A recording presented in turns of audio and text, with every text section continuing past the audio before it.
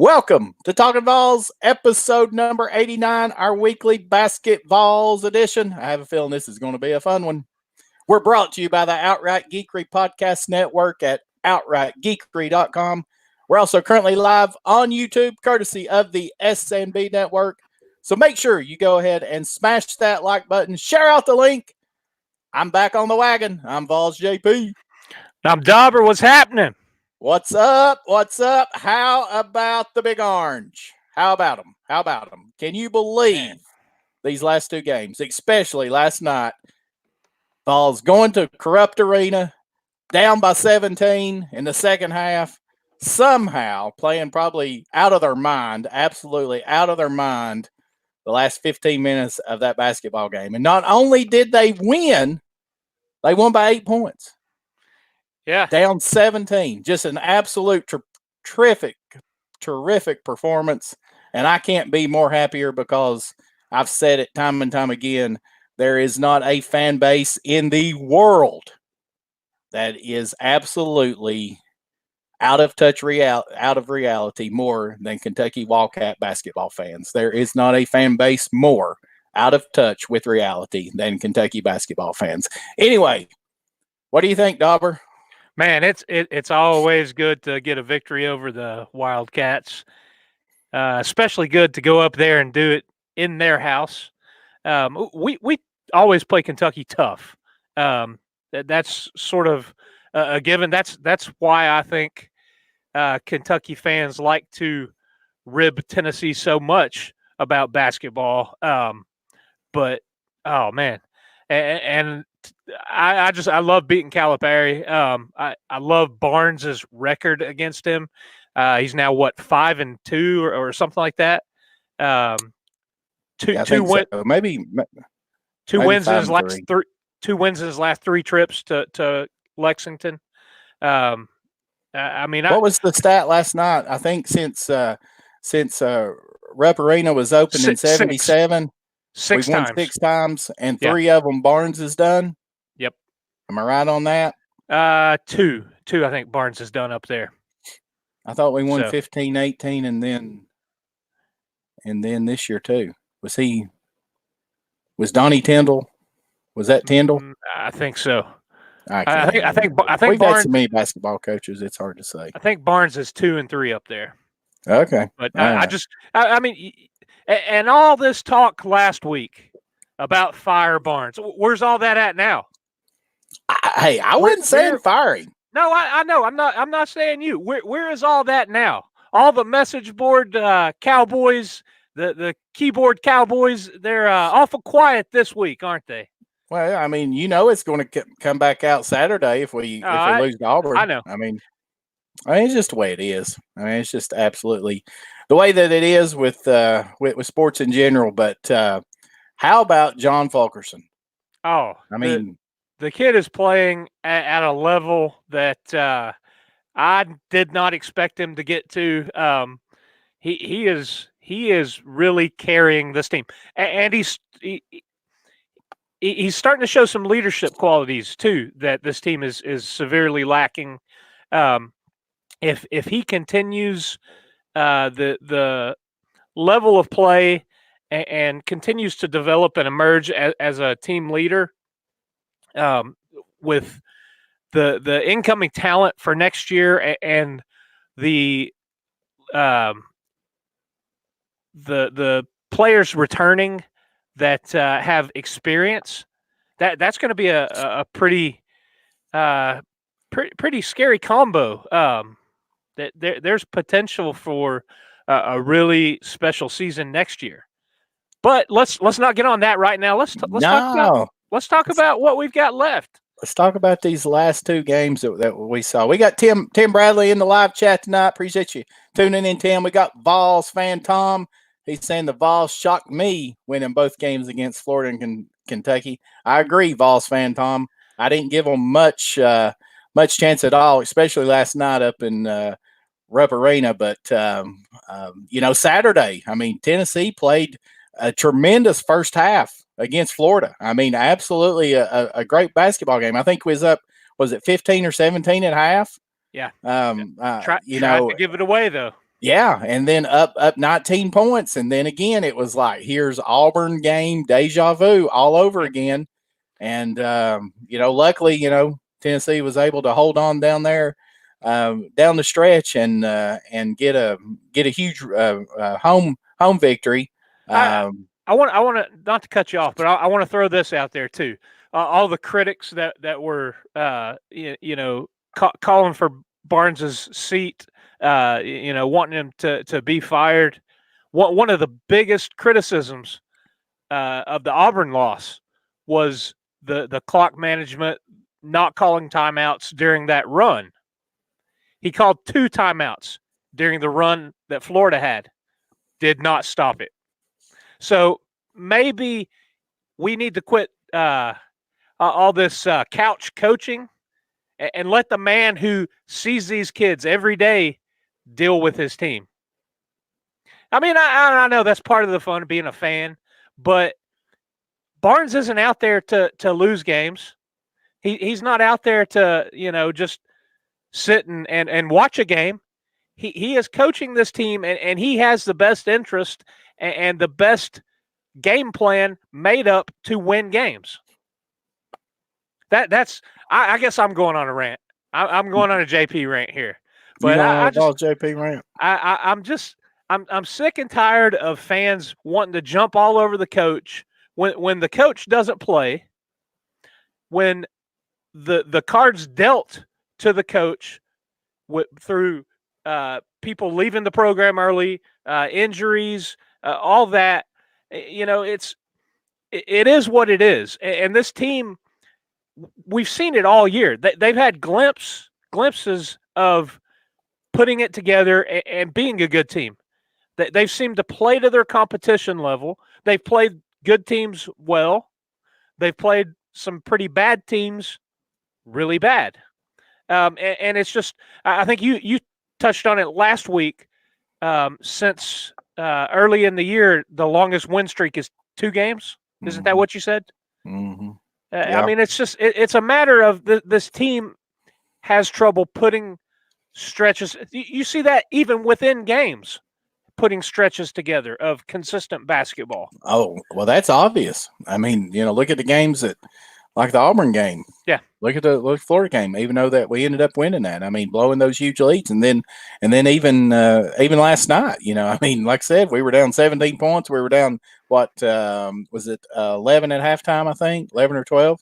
It was up there. To be honest with you, I turned it off at halftime. Oh my gosh, Dobber! Hold on. Listen to me.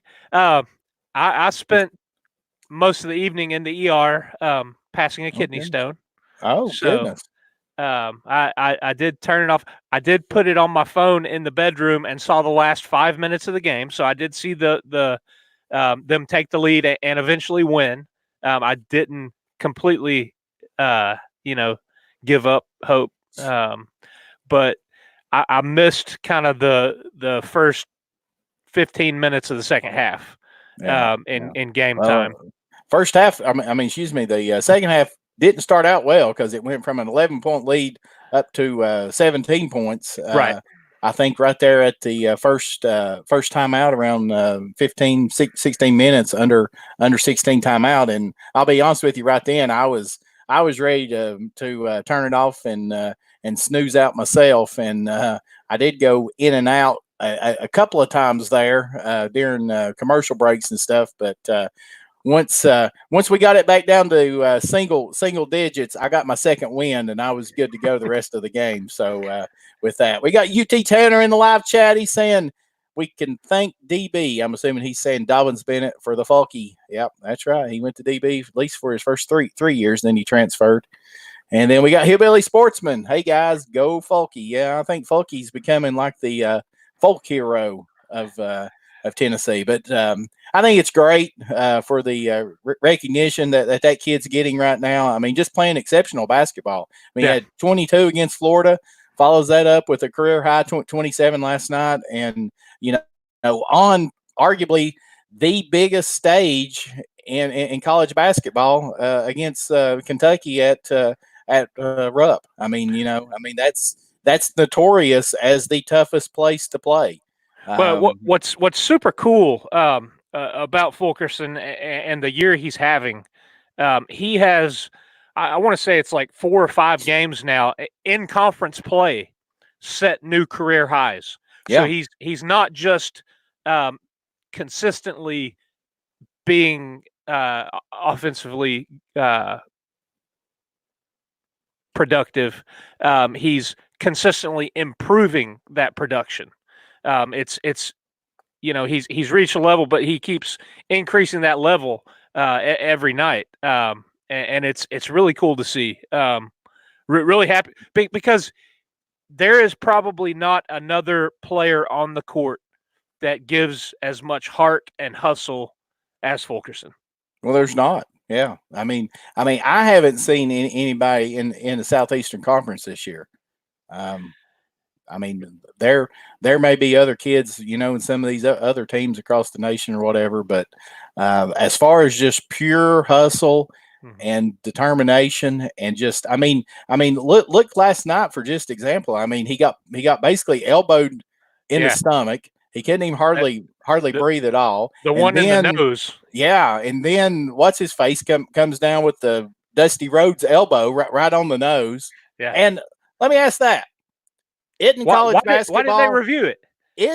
isn't an elbow an automatic review? Yeah, and Nothing, I think nothing. that's what he was sitting there saying Yeah, when he was nothing. on the block during the foul shots. He kept touching his nose, making sure it wasn't bleeding, Yeah, or yeah. I figured it was broke. maybe it was broke. Maybe he was setting it back in place. Maybe so. Yeah, yeah. But But I did not understand that at all. I guess that's just one of those that we just chalk up to who they were playing. But mhm. but that didn't make any sense. And even Barnes said at halftime when they came back out for the second half, the announcer, the sideline reporter, said that was giving an update as far as what Barnes was saying, and Barnes was talking about how that he felt like the Fulkerson was absolutely getting mauled out there, Yeah. and that they weren't calling it. So Well, I think he started the game 7 of 7 he from the did, yeah, floor. yeah. Just and not easy layups or dunks. I mean, he was taking some No, some well defended shots over their big guy that he yeah. was giving up 6 or 8 inches to. Yeah, So he was on point. There was no answer that Kentucky had for Fulkerson last night. There was zero. It didn't matter who they put him on there, whatever. But keys to the last two games certainly. It all starts with Tennessee's defense, but they played extremely well in the second half last night. I felt like that they really took it to Kentucky those last 15 minutes of that basketball game, and it was really surprising to see Kentucky just implode yeah. because they were coming down. Yeah, there were some shots that that they had that just rimmed out that didn't go in, but they were turning the ball over too, and a lot of that was caused by Tennessee's defense and them being quick with their hands and swiping the ball away and stuff like that. Just the I guess just the overall ability for Tennessee to just really take it to them. That was great to see, of course. And then Saturday, Tennessee jumped out to that big lead and had a tremendous first half, and everybody was shooting well. Last two games, James has really stepped up. I know. After that Arkansas game, everybody was, ready for him to transfer out, and he was the biggest bust of all time, and he couldn't dribble, he couldn't shoot, he couldn't pass or whatever. But he's really, really turned it around these last two games. I think last night he had 16 points, 8 rebounds. I think James ended up having last night, if I'm not mistaken. Yeah, he was. He had 7, is what they credited him for. 16 and 7. Yeah. Couple assists away from getting close to a triple double as well. Yeah, I think he had 5 Okay. assists right here. Yeah, it looked like. But and also last night, Pons, coming down in second half, and hitting three huge threes right there. I mean, last night, the last 15 minutes of that basketball game, Tennessee showed that they can play with anybody, that they can compete with anybody. And that's been the problem, though, with this basketball team all year long. Are they Jekyll and Hyde, or they are Heckle and Jide? Which one are they? Oh, yeah, man. That speaking to the second half, all of James's points came in the second half. All 16 of his points. 12 of Pons's 15 came in the second half. And I think I read a little bit of a snippet of some quotes from Calipari after the game, and he said, they just beat us. They beat us by 25 in the second half, at point blank. He wasn't as chipper and throwing out trolling insults like he was in Knoxville after they scraped by with the win there. Well, I mean, I would say that probably took any chance that they had at getting a 1 seed in the tournament. And, who knows, depending on how they play in the SEC tournament next weekend, whether or not that they even stay at a 2 potentially. I'm not sure who Kentucky plays Saturday. Who do they finish the season with on Saturday? Florida. So, and it's at Florida. So who knows? It could possibly be that Kentucky goes into the tournament on a 2-game losing streak. I mean, that's certainly possible for sure. Yeah. And what this did, I think with Hillbilly Sportsman just asked a question there. Yeah, and that question that Tanner's got, yes, that was a foul. He went right through him and stole the ball from him. He hit him on the arm. Oh, yeah. And they didn't call it. It was a foul. In any other arena against any other team, that's a foul. Yeah. But still got a chance to make the big show. We want to get into that, talk about that. Let's get into the SEC tournament first. Okay. Let's talk about that. Of course, there's games going on right now. There's a game of interest that Tennessee really needs to be watching. Tennessee fans is Auburn and Texas A&M. Texas A&M is going to own the tiebreaker over Tennessee because they beat us head-to-head. Mm-hmm. Currently, right now, Tennessee has a half-game lead for the number 7 seed in the SEC tournament. Why is that number 7 seed so important? Because if you finish 8th, then if you win your first game on Thursday, you turn around and you play Kentucky on Friday. Right. So if Tennessee can finish 7th, they avoid that side of the bracket against Kentucky and wouldn't play them again, or wouldn't have to play them again unless Tennessee made it all the way to the championship game on Sunday. So Tennessee really, really needs, for number one, Tennessee needs to win Saturday. They need to beat Auburn Saturday. If they can beat Auburn Saturday and Texas A&M either loses tonight or Saturday, or if Texas A&M loses both games tonight and Saturday, then Tennessee will be the number 7 seed.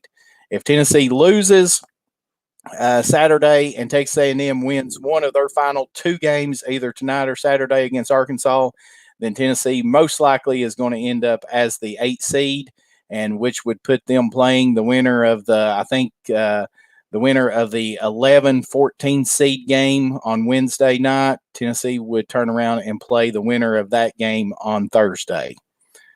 So to me, these obviously watching this Auburn Texas A&M game, Tennessee needs to be Auburn fans tonight for sure.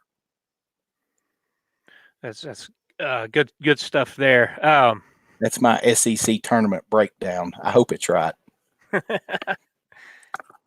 I wouldn't argue with you if it wasn't. With that. So, Hillbilly Sportsman's question. Do the Vols still have a chance to make the big dance? Yes. Last night put them back in to contention. but there's still, in my opinion, work to be done. There's no doubt. Obviously, Tennessee needs to win Saturday.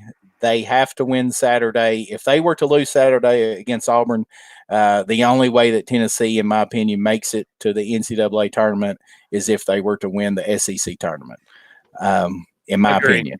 I agree. So I believe that Tennessee's path to the SEC or to the NCAA tournament is that you have to win Saturday against Auburn. That's going to put you to end the season beating Florida, Kentucky on the road, and then Auburn at home. Florida and Auburn at home, and Kentucky on the road. 3 very, very impressive wins. Right. And then if you can turn around, and that puts you in as hopefully as the 7th seed, and then you can win your first game on Thursday, that's going to put you at 19 wins if we win Saturday. So that's going to put you at 19 wins if you win the first round game on Thursday. I still think that this basketball team needs to be playing on Saturday in Nashville in order to make the SEC tournament. The NCAA tournament. Or correct. Yeah. Yeah, I think that, like you said, they've definitely got to handle Auburn at home on Saturday. And realistically, the they've got to win 2. They've got to win 2 in Nashville. Yeah. I don't see them winning 1 and getting in with 19 wins. Even though college basketball as a whole is down, that's you look at the whole rankings and the quad 1 wins and quad 2 wins and all that. I think last night was just Tennessee's 2nd win in a quad 1 game, which is, I guess they define that as, let's see, when a team beats another team ranked 1 through 30 in the net rankings at home. Yeah. Or beats a team ranked 1 through 75 in the net rankings on the road. On the road, Or beats a team ranked 1 through 50 in the net rankings at a neutral site. Yeah. So the other one would be Washington. Maybe at the time. Is that how that they do that at the time? Because Washington has stunk it up this year. Right. That's not a quality win. Okay. VCU maybe. Yeah, that's probably it. But I saw the other day, I was looking at them, and they were like 17 and 5 or something like that, and then they've lost like 5 of their last 6 games or something. They've got a big game coming up with Dayton, I believe. But we got UT Tanner. He said, best Tennessee content on the internet. Wow, UT Tanner. I really appreciate that. Dobber and I really, really appreciate that. I know Biggie does too. I know he's not with us on the basketball shows, but we certainly appreciate that, UT Tanner, and look forward to having you on and all these other folks on for many more years to come following Talkin VAWLS. Us just sitting around talking about our beloved Vols. Yes, I'm biased. Yes, I know I am, but that's just the way it is. These other fans, if they don't like to listen, they don't have to, and they probably don't, because I wouldn't be listening if it was a Kentucky podcast. I can just tell you right now. And yes, UT Tanner, I do have Red Powerade. That is my wife's favorite. We buy it by the dozens. So, and it's my favorite too. Honestly, it is. It tastes the best. I think it does. Maybe I can put some food coloring in it and change it orange. I do like the orange Powerade, but it's not as good as the red, I don't think. Anyway, so if we get a 7 seed, let me think here. That would put us. Appreciate it, Hillbilly Sportsman. Playing what, an 11 or 10 seed in the SEC tournament. SEC tournament. Well, the way that I looked at it, we would be playing the winner of the 11-14 seed game 11-14. on Okay. Wednesday. Yes, on That Wednesday first game. Wednesday night. I believe that's it. Okay. That was what I just pulled up as I was wolfing down supper there before we went live. Just a quick update on the Texas A&M Auburn game. Texas A&M's up 17-15 with 8 minutes, looks like, in the to go in the first half. So obviously there's plenty of time there, but we really, really need Auburn to win that basketball game tonight. Mm-hmm. Yeah, that'd be a big help. Need a couple things go our way. Yeah, I know, right? So we need it for sure. What else you got, Dobber? You got anything else? Man, it's gonna be a slow night. Anybody got any questions in the live chat? Anybody got anything you want to talk about? I like the discipline that this team's shown. You know, in the Florida game, having the big lead that they built up, and then the collapsing, and Florida cut it to 1, I believe, with under 3, I think. But the ability to not just fold. I mean, I know it helped a lot being in the Tommy Bowl and having the fan base there behind the team. Of course, you know, it was the same way the Auburn game. They were at home, weren't they? Or was that one on the earlier Auburn? They got Auburn. The Auburn game was on the road. Yeah, they got Auburn Saturday. So yeah, it's and then just to go into Rupp and be down that much, and then coming out in the second half and like you said, not having things go the way that you really wanted to coming out of the half, and then you could have easily seen this team just fold and throw the towel in, but they didn't. They kept chipping away, kept grinding, and like you said, it all hinged off the defense, and that's what I said all along this year. This team, if you could pin anything on this team that would kind of be their signature, it is their defense. But even at times, it's been subject and questionable.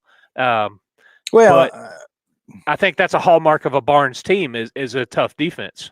Well, and also, you know, we really don't have anybody at the guard position that can really match up against some of these guards. You know, right? Absolutely. I mean, we've seen it. These teams have really hurt Tennessee with guards that can penetrate, quickness, speed and drive. Yeah. You know, hopefully that Vescovi can, you know, maybe improve upon his speed next year and stuff like that after he gets a full summer in the strength conditioning program and stuff. But he's really struggled with any kind of guard that is quick. I mean, he really struggled last night. One other thing, I think everybody's kind of got the scouting report on him now. Make him go to the right. Yeah. That's, you know, deny his left hand, and it makes it awful tough on him. And I think that's also something he can improve on. You don't get to be a D1 guy and going to the NBA International Academy and all that, and you know, not be able to use your other hand. So I think he'll kind of work on that in the off season, and I think he'll come out next year and be much improved. Yeah. Which Saturday, you know, Tennessee only had nine turnovers against Florida, and yes, they ended up with 15 last night. especially in the first half. I think they had that stat there at halftime and said I think Tennessee had 8 or 9 turnovers in the first half, and that Kentucky converted those into like 22 points or 23 points, something like that. I mean, just unbelievable. So obviously the turnovers really hurt last night in the first half, but Tennessee was able to protect the basketball somewhat better in the second half, and Kentucky cooled off and wasn't making near the shots that they were in the first half, and Tennessee just lit fire. I mean, I think we scored 50 points in the second half. Was that right? I don't have that. Yeah, we did. Yeah. We outscored Kentucky by 19 in the second half, 50 to 31. Yeah. All right. I mean, you score 50 points in a 20-minute half of basketball. I mean, you're doing something right, you know. The one thing that jumps off the stat sheet to me from last night's game is we out rebounded them. Yeah. For an undersized team, that's just pure hustle. Yeah, that shows you're going in there and going all out. And I read a quote from Bowden talking about the game, and he was talking about being down and coming out in the second half, and he said that anytime they're on the floor, they have to believe that they're going to win. They have to be the team that wants it more. And you know, I think that's something that has not necessarily shown all season. They definitely didn't look like they wanted it more in Athens. They definitely didn't look like they wanted it more against Texas A&M in Knoxville or Arkansas. Yeah. Which I mean is funny. You look at the other Arkansas game when we ran them out of the gym by 20, and just I don't know if it's kind of a mental thing. You know, we played these guys 2 weeks ago and curb stomped them. That we don't have to get up for them, but man, you have to bring it every night in the SEC, and especially when you go on the road. You better bring it every half. I mean, it's just been amazing. I mean, even last night that Michigan State game and Penn State game that was on before the Tennessee-Kentucky game, I saw that Michigan State was down 17 and came back and won. I mean, basketball is such a game of runs that, and with the way that these teams and these kids shoot three-pointers now, I mean, a 17 to 20 point lead is nothing like it used to be 10, 15, 20 years ago. I mean, it's just not. I mean, you got these kids now that can just absolutely just bomb them from three, and you get a kid or, a couple of guys hot, and next thing you know, a 17 point lead is dwindled down to 3 or 4 just in a few just a few minutes of a basketball game with that. So, I mean, I think that this basketball team last night probably played out of their minds in the second half, especially offensively.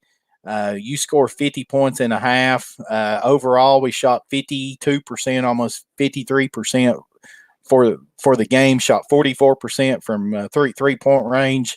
I don't know if you could expect that every single night, obviously, and that's not going to happen. But aren't we glad that it happened last night and it happened against Kentucky? That to me makes this year. I know that it's been a struggle, but that helps ease some of the disappointment, I guess, that you could say from some of these games. Now, obviously, I'm going to be disappointed if we don't make the tournament. Does that win put Tennessee back in? Does Saturday's win against Florida and last night's win against Kentucky get Tennessee back in the NIT? I think it has to. Mm-hmm. I think that has to. Well, I mean, yeah, and they're looking at teams that are hot and they're closing out on good streaks. But man, I think you can't. That can't be your mindset. This team has to, like we said, their first uh, their first thought has to be Saturday against Auburn. They can't look ahead to the tournament. That they have to take care of business on Saturday, and that's point blank. That's all they need to worry about. All they need to take care of. Really, one game at a time, because it is laid out there for them. And if they put a couple games, and like you said earlier, or last week, and I brought up earlier, since early in the season non-conference play, their longest win streak has been 2 games. So we're at 2 right now. We're at 2 right now. And we're saying that Tennessee needs to 3 more. Win 3 more to put themselves what we feel like in the SEC tournament. So can they get hot at the right time? Is this team playing at a level that they haven't played at all year, or did they just basically catch lightning in a bottle Saturday and last night in the second half? Can this team carry that momentum from last Saturday and last night's win at Rupp Arena? Can they carry that into Saturday, and then even more, can they carry it in to next week in Nashville in the SEC tournament? And, that's where this basketball team is. Unfortunately, that's position that they're in. They should have, never lost to that Texas A&M game. Certainly feel like that they shouldn't have blew the 17-point lead at Auburn. They should have never got absolutely blown out in Athens. Not saying that, that they should have won the game, but they didn't even give themselves a chance to even compete that night. So this team, if you look at it and it comes down next weekend and they don't make the tournament, there's really nobody to blame but themselves as far as that goes. Yep. There are definitely a couple that you can look back and say, man, we should have pulled that one out, should have held on to that one. But that's the name of it in sports. That's the way it goes. I mean, that's the way it goes. I think any other basketball, Dobber, I don't know of anything. I'll give a quick update on the Texas A&M. Texas A&M's up 22-20. It looks like with about 4 minutes to go in the first half. So it looks like Auburn's struggling. It looks like only with 20 points so far. And Arkansas is actually laying it to LSU. They're up 15 in the first half. Wow. And Georgia's got a three-point lead on Florida in the first half. So all 3 of those games are trending as far as upsets go. So that you just never know. That shows you got to bring it every night. Yeah. Of course, it's a long way to go. So I'll tell you, all 3 of those games in the first half. Tell you who has been bringing it. The baseball team. Mm-hmm. They picked up a huge win yesterday. Huge number wise. What, 28 runs? 28-2, won by 26 runs. Wow. Their pitching is just right now insane. They are looking really good on the mound, and right now their bats are hotter than a firecracker. What's the Vols rate? Is it 11-0? 12-0, I believe. After last night. Okay. Yeah. Okay. So yeah, I'm really, really excited to see how conference play goes. That's what I can't wait to see these guys hit SEC play. I hope that they can continue to score runs the way they are right now. And yeah, certainly with that pitching staff, if this offense can consistently put up runs, they're going to be tough. And what's really awesome is you're getting a lot of production out of some young guys. So what the rebuild that they've got going on there with baseball is just they're doing a great job right now. I think that the biggest concern with Vols baseball is they're going to have to hold on to Tony V. Yeah. Because there's going to be some big time program that's got a lot of history and tradition that's probably going to come calling. And Yeah, I mean, I don't know. You look at all the facility upgrades and everything. yeah, but I've It's been hearing that they're still way behind as far as facility well, goes. I mean, and they are, but they are getting up to the level of a lot of your SEC programs.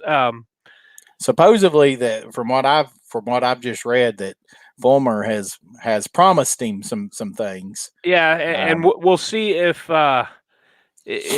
they deliver on that. You know, to get in at the ground level of a rebuild and know that it's basically you that is behind all this.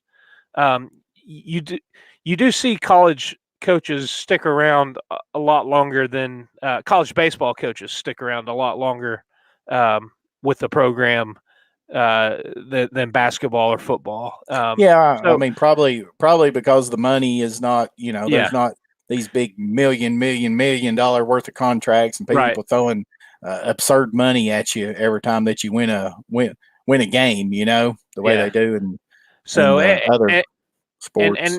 you know he is in the SEC, which is a powerhouse of a conference. Hmm. So I don't know.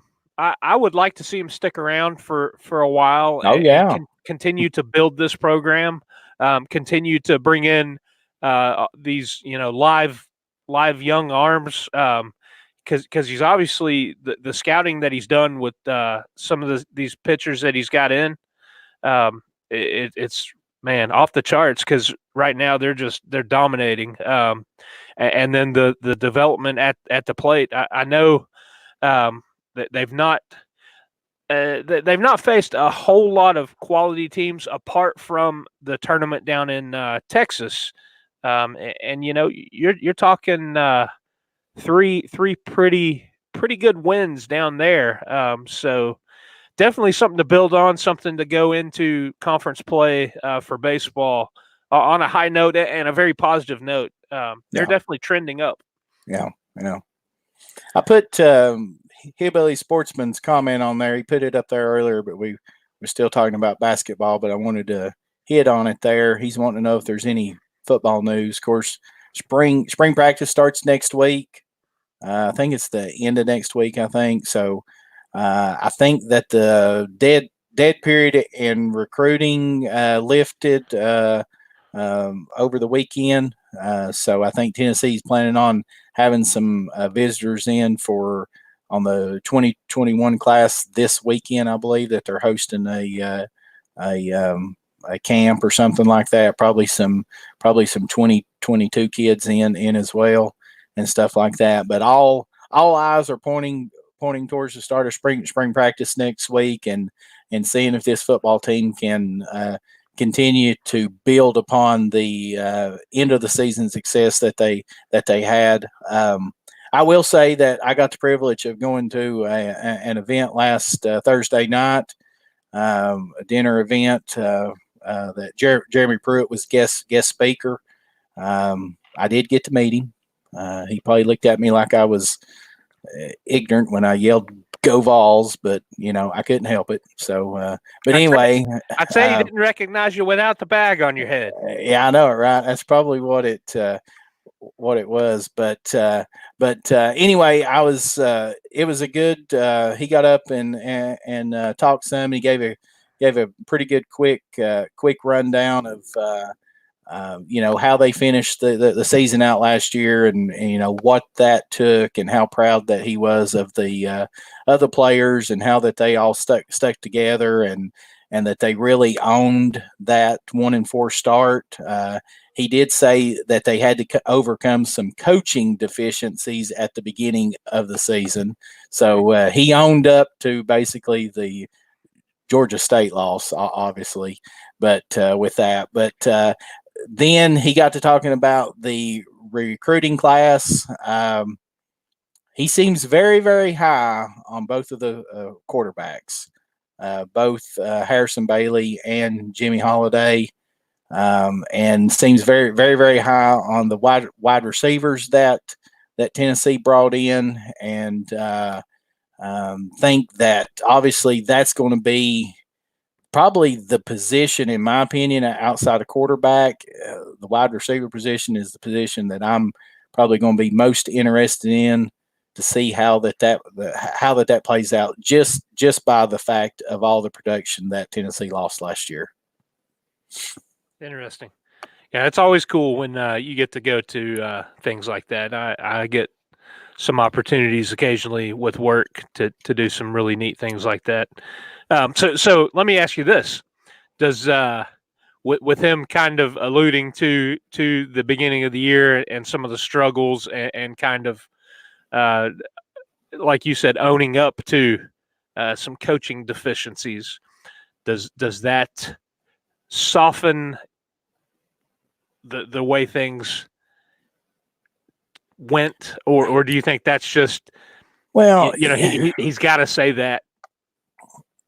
Here's my take on all that. The reason why that I was so down after that first game, and then even after the BYU game, and then face it, after that 1-4 start, and then looking at the schedule and seeing what was out there left, I just felt like that, and obviously him and that football team proved me wrong, thankfully, that I just didn't see how that Jeremy Pruitt was going to be able to recover from that and be able to recruit at the level that it's needed to. And then lo and behold, they turn it around and he signs a top 10 class. So yes, as far as I'm concerned, the 29 excuse me, the 29-19 season is in the rear view mirror, and we need to look ahead to 2020, because those games to end the season, the way that Tennessee played against Kentucky, the way they played against South Carolina, the way they played against Vandy, UAB, the team that I thought was going to beat us, and all that kind of stuff, and then the comeback against Indiana in the Tax Slayer Bowl. None of that stuff is going to matter when Tennessee kicks off the season in September against Charlotte. Right. None of that is going to matter at all. So it's a new season. It's a new team. They've got new parts, obviously some parts that we're going to have to fill from some very productive players. But that is why that I'm willing to say Jeremy Pruitt, full steam ahead. And I've said this from day one, no matter how down that I was on Pruitt, he is a football coach. Now, that doesn't mean that he's going to be a great head coach, but Jeremy Pruitt is all about football. And at this point, knowing the turds that Tennessee has brought in over the last 10, 12 years of coaches, it's refreshing to know that there is a guy down there that's in charge, that's what he eats, drinks, and sleeps, and that's football. Well, and I think I don't know if I've said it on here, but I know I've told you guys when I had the chance to meet him, he is a football guy, period. Yeah. And that was my biggest positive when he was hired. First of all, he's from the South.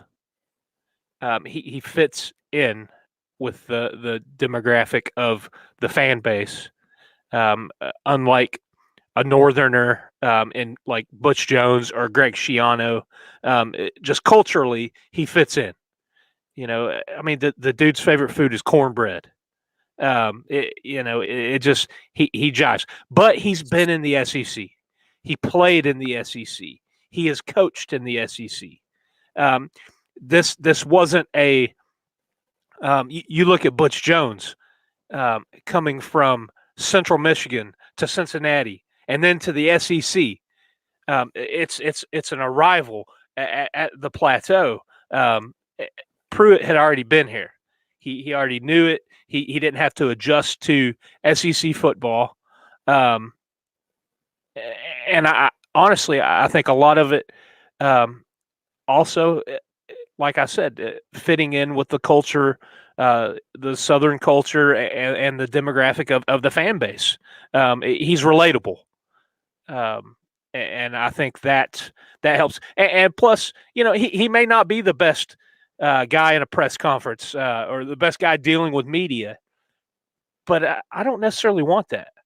I don't care. I don't care about the dog and pony show.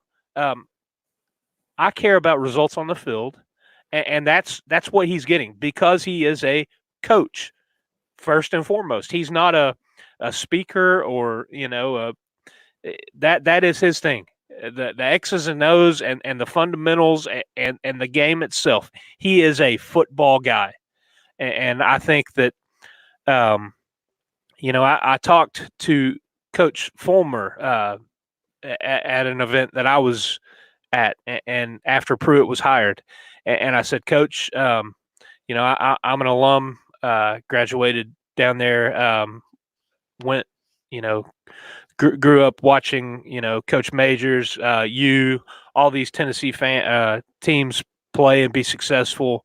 I'm hoping that my son is able to see Tennessee reach the pinnacles of success that I saw it growing up. And he said, that is my goal, is to have Tennessee return. And I said, Coach, if you think an Alabama guy is the right guy for the job, I'm behind him too. Because if anybody bleeds orange, it is Coach Philip Fulmer. The man has, probably had half his life down there in Knoxville. More than that, really, for the university between playing, grad coaching, assistant coaching, head coaching. And the man certainly had an opportunity to really probably go anywhere and coach after he was let go, but did not take it because I don't think his heart was in it if it wasn't in Knoxville. Yeah. So I truly believe, and especially with the way things evolved, and Fulmer getting the AD job, that was the absolute right move at the right time, and he found the right guy that fits right now. Can he bring us to where we want to be? Like you said, that's yet to be seen.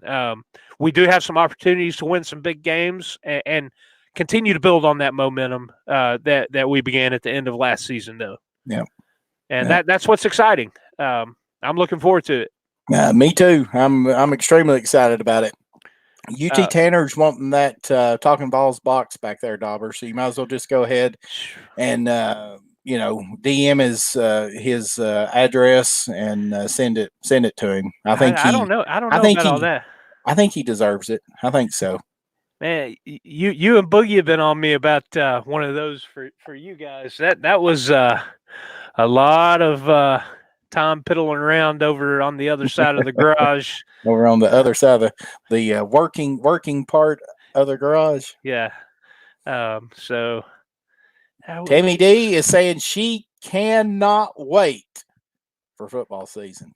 Oh, I'm ready for it now. I'm excited too. And hey, I'm so excited about the NFL too. I mean, I know that we don't talk about the NFL on here. I'm a huge NFL fan. I just love football, but I'm a huge NFL fan. So I'm so pumped about the NFL draft, free agency starting here in a couple of weeks. Man, why can football not be a year-round sport? And Hillbilly Sportsman says, put on more steam. That's right. That's what the Vols are going to do. I think that's going to wrap it up for tonight. Unless you got anything else, Dobber. I was just gonna hit on. I lost the text. It's way up here. We are gonna have some position breakdowns and team breakdowns coming up really soon as we do lead into spring practice and the orange and white game. So you guys make sure you're liking and subscribing so you can get those notifications and see when those come out. We'll try to remind you. I guess we're kind of winding down on the basketball thing here. So I know it. We may have to start another. Just keep it going, talking about just sports in general. Who knows? I do have one more thing. We did with all the positive stuff going on this week, did have a bit of a little hiccup with some negative news coming out with Darrell Middleton and his run-in with the law and subsequent arrest. And let's see, I guess it was there was domestic assault and I saw where he's entering alcohol rehab. Right. And that seemingly was all on his own accord. So that certainly is a good step for the young man. I've not heard anything official from the team. You know, we'll see how that plays out. But it's something to keep an eye on because he could miss some time early on with that, depending on how things go. Yeah, probably the Charlotte game. Possibly, yeah. I mean, we'll see. We'll see. I mean, I don't know if that girl's pressing charges. I don't know if it's girlfriend or what. I'm not sure. Obviously, none of that should ever be taken lightly because there's no place for that. There's no excuse for that. And if he ends up with multiple game suspension or whatever, that's his own fault. Yeah.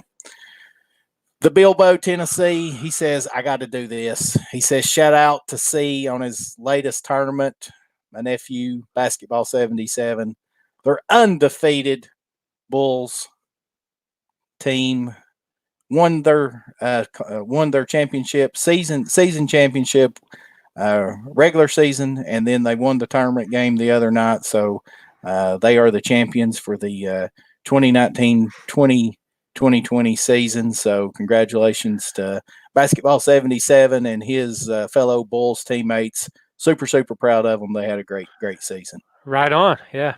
What's up, Bilbo, Tennessee? So, all right. I think that's going to do it for tonight. We'll be back next Wednesday night. Be sure to be on the lookout. I'll get it ready to go, but we'll be back next Wednesday night. We'll talk about Tennessee's last regular season game this coming up Saturday. We'll do a review of it, talk about it. Hopefully it'll be big news and the Vols will beat the Auburn Tigers Saturday. But we'll talk about that, and then by then we'll know exactly what Tennessee's facing in the SEC tournament, what seeding they're in, and we'll talk about that and see if the Vols can continue to hang on and hopefully make their way into the NCAA tournament. Until then, for Dobber, I'm Vols JP. We'll see you all next week. Goodbye.